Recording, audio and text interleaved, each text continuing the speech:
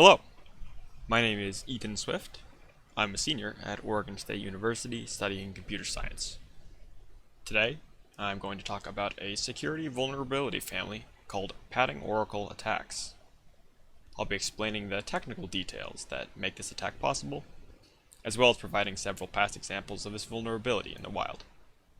Also, just a word of warning, this presentation includes some graphic explanations of security flaws. So, maybe consider taking a deep breath and a moment to forget that most of your valuable personal information is stored online. Before we get into the details of how this specific attack works, I'm going to be a little sensationalist. It's hard to overstate how nightmarishly bad this vulnerability really can be in the context of web security and privacy. It truly can lead to horrible and nearly untraceable security breaches. The kind of stuff that keeps developers up at night when things are fine, and keeps them at work at night when things are not. How does this attack work? We'll get there in a few minutes. First, though, we need to briefly talk about how you send information online. When you're sharing any sort of private information over the web, you perhaps have a reasonable expectation that only you and the party that you are sending the information to are going to have access to it. This expectation of privacy may be, and in fact is, not always a good one. But I'm willing to bet that nearly everyone listening right now has, at some point, entered some private information of theirs into a website. I certainly have. At least, one time. So, privacy is the expectation, but is it the reality? Let's look into the padding oracle and find out. Primarily, the expectation of privacy is accomplished in practice by encryption. A huge amount of effort by very smart men and women has gone into developing resilient and private encryption protocols. And generally, this effort has not been wasted. Encryption is remarkable, fast, hard to break, and generally a marvel of modern information science. There exist attacks against encryption, the kind of stuff that features in movies and uses supercomputers, and maybe stars John Travolta. The padding oracle attack is not one of these. It is fairly mundane, relies on some simple-ish math, and probably at most stars somebody in a hoodie sitting near you in a coffee shop.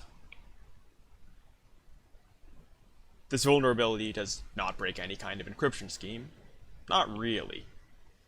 And the scheme that is most vulnerable to this attack is still in widespread use today, and with no core modification. That sounds bad at first, but in actuality, padding oracle vulnerabilities do not attack encryption itself, but rather rely on being able to gain access to other side channel services in a security implementation. This sounds like the kind of thing that would be easy to prevent, but that is unfortunately not always the case. Let's dive into one such example of a broken implementation. Many of you may be familiar with the software Steam. For those of you who are not, it is a piece of multi-platform software that allows users to buy, download, and play video games. There's also an online marketplace where potentially hundreds of thousands of dollars of inter-user trade take place. The actual function of the application is not really important in this case, though.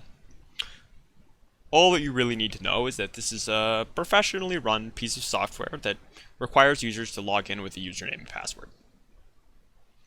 And also that there is significant financial stake tied to given account credentials.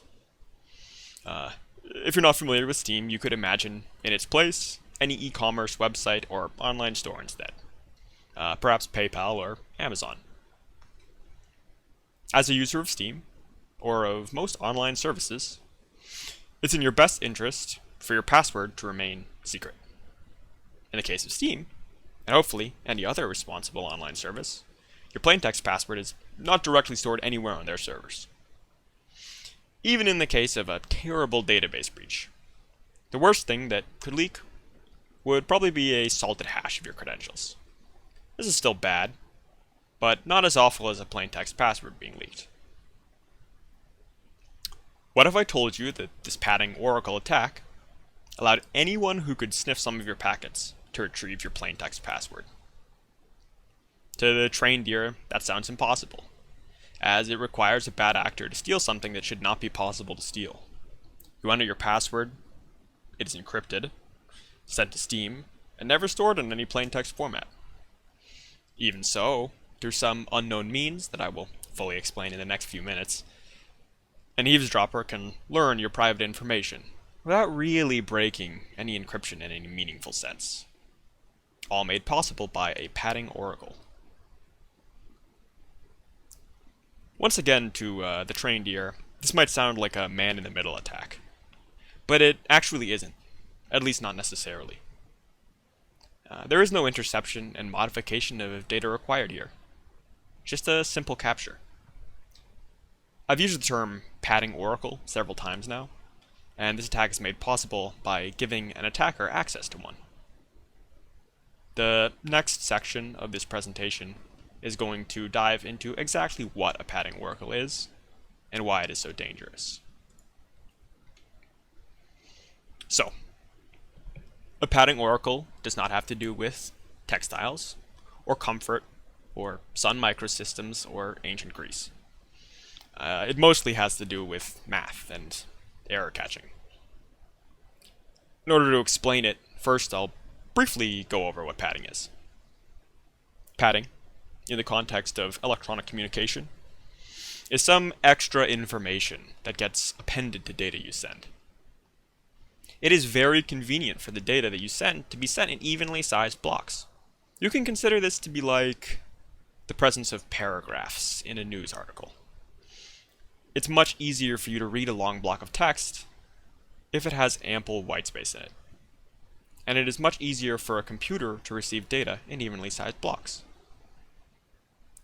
In this example, the data is split into 8 blocks of 8 bytes, with each byte having some value in it.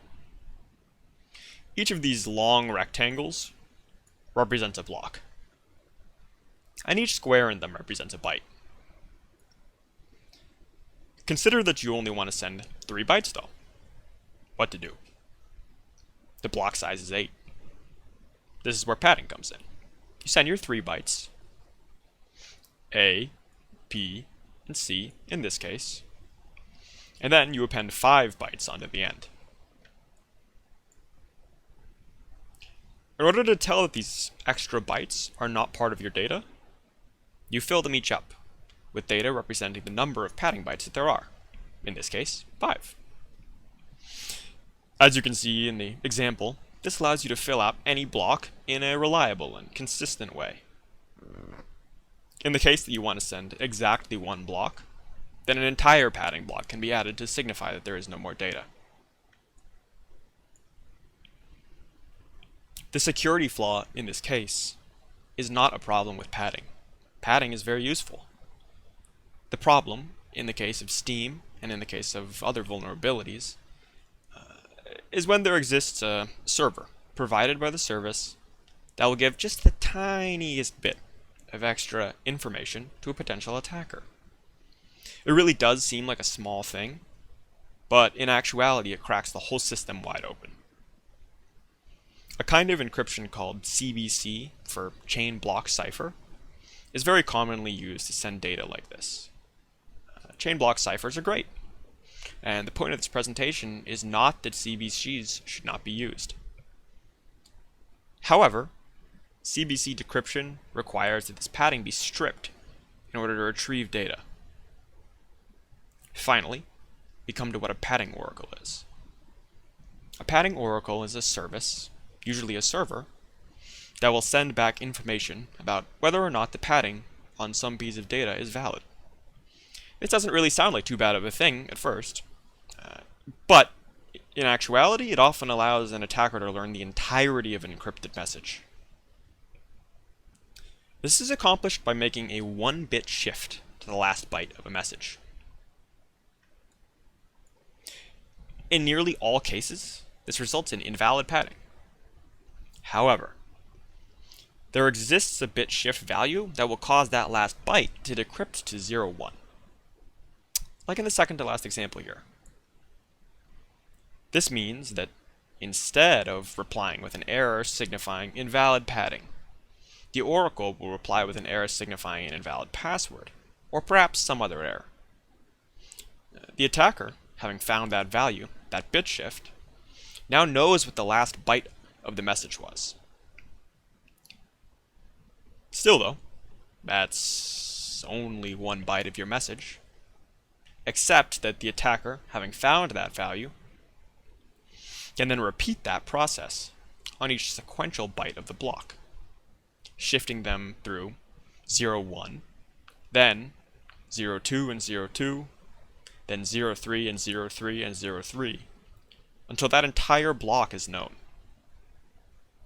This can be carried forward, block by block, until all of your secrets are known and you've become so afraid of data breaches that the Amish lifestyle is starting to look attractive.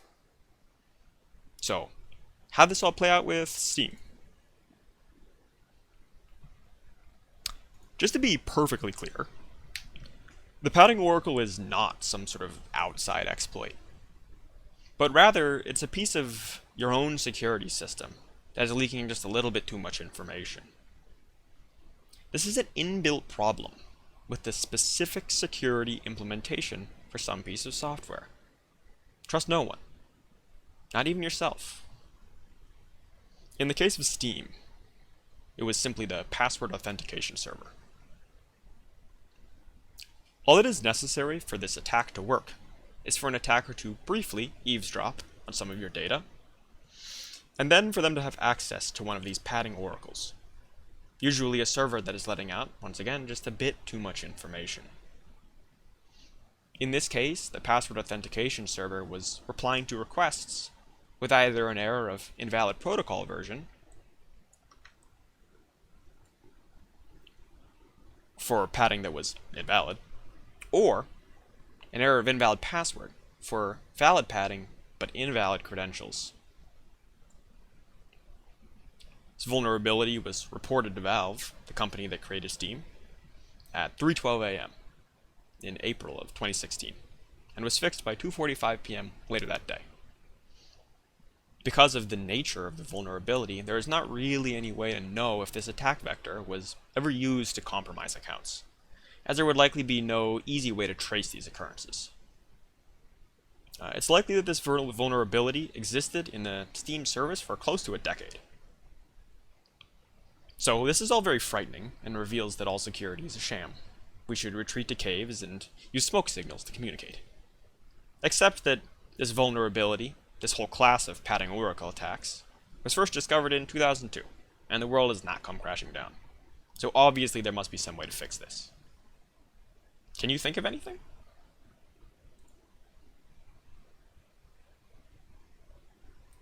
One thing that immediately comes to mind is that servers should just not respond to requests with invalid padding. This might seem like a good solution, and it absolutely is not. If the server response possibilities are an incorrect password error, a successful logon, or no response at all, then you still have exactly the same padding oracle in place, but simply with no response in place of the invalid padding response. We've been had. So, is there anything else? Any other solutions that come to mind? You're smart, so you've come up with another great idea. What if we just respond with the same error for both invalid padding and invalid passwords? With no way to distinguish between those two results, our nefarious attackers are bum out of luck. Despite what you think I'm about to say, maybe, this is actually a great solution. And something somewhat similar was actually implemented in the real-life protocol, OpenSSL, as a solution to this very padding oracle vulnerability. I bet you can guess what's coming, though. there actually exists an attack against this implementation that can still use it as a padding oracle, just like the original vulnerability. This actually sounds impossible now, truly. How can an attacker tell the difference between two identical responses? The answer lies in how CBC decryption works once again. In CBC decryption, the error state for invalid padding is reached sooner than the error state for an invalid password. This means that an attacker can check how long a response takes, and based on the fraction of a second timing differences in that response, determine which error is being sent, even though the actual error content is the same in both instances. In practicality, this newer padding oracle attack, which is called Lucky 13, is much less dangerous and practical than the original version. But it still does pose a threat. Humorously enough, if you find dark humor funny, this vulnerability was also patched out of OpenSSL, but the patch itself introduced another padding oracle vulnerability.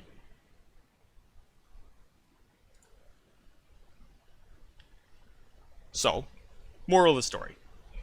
Fixing these vulnerabilities is much harder than it seems. And it can be sort of like playing whack-a-mole. This leads us to a core idea that I've seen colloquially referred to as the cryptographic doom principle, which is that if you cannot guarantee authenticity before doing anything else, you're probably doomed.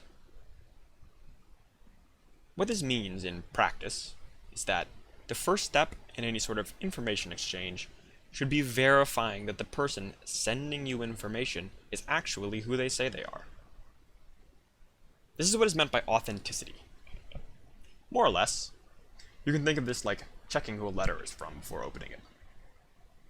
If you are first checking for authenticity, then padding oracle attacks break down and become infeasible. They'll always simply return the same error that the sender is not authentic.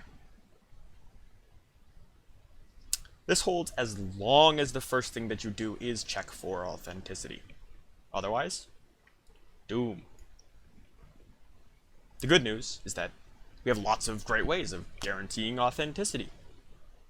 The bad news is that many of these web protocols, like SSL, need to remain backward compatible. So always guaranteeing authenticity first is not always practical in reality. In actuality, though, the threat posed by padding oracle attacks is very much diminished now, as opposed to even half a decade ago. The Steam vulnerability that I outlined earlier was closed in 2016, and there have not been any major new padding oracle vulnerabilities found in the last year or two. To wrap up, if there is a moral in all of this for developers, I would say that it is trying to create your own cryptography is a fool's errand. Always you should use pre-existing libraries to ensure that a system you build is maximally safe. Even given this, it is entirely possible for even very skilled developers to accidentally build fatal flaws into their systems. So having robust error checking and code review is absolutely necessary. Secondly, I would suggest to any end users, and also to developers, that it's important to keep in mind that nothing you send over a computer is really that safe or private. Right now, there exist vulnerabilities that no one has found, or worse, vulnerabilities that are only known to bad actors. Or, even worse, vulnerabilities that are only known to unethical government bodies. Just like you wash your hands to keep from getting sick in meat space, good password and security hygiene in cyberspace is equally important. Thank you for your time and stay safe.